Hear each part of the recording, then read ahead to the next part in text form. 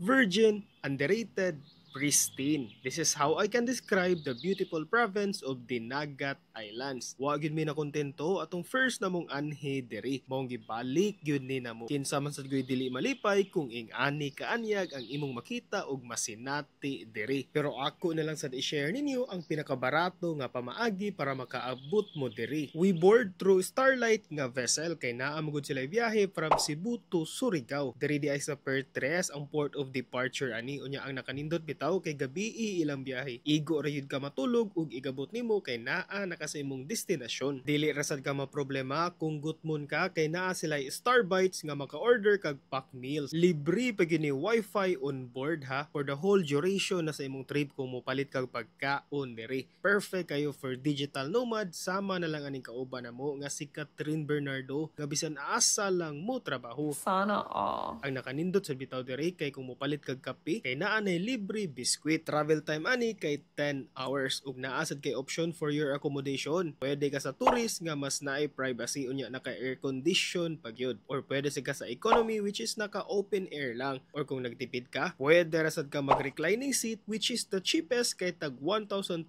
pesos lang ni. Syempre free na sad ang linens ani ha. You can book it online day para sa mas paspas nga transaction. Nana sa dira tanan nilang biyahe og rate sa Pliti. Check na lang sa link sa comment section. We arrive at Surigao Port around 7 AM na. Ug nilakaw lang mi gamay for another ferry going to Dinagat Islands which will cost you 200 pesos each. Di isad ka mabalaka kay halos kada oras ang biyahe ani. Unya i-save na ninyo ha. This will help you a lot. I will really suggest that Dinagat Islands will be in your top bucket list. Dili gyud kamahayan ug nindot balik-balikan.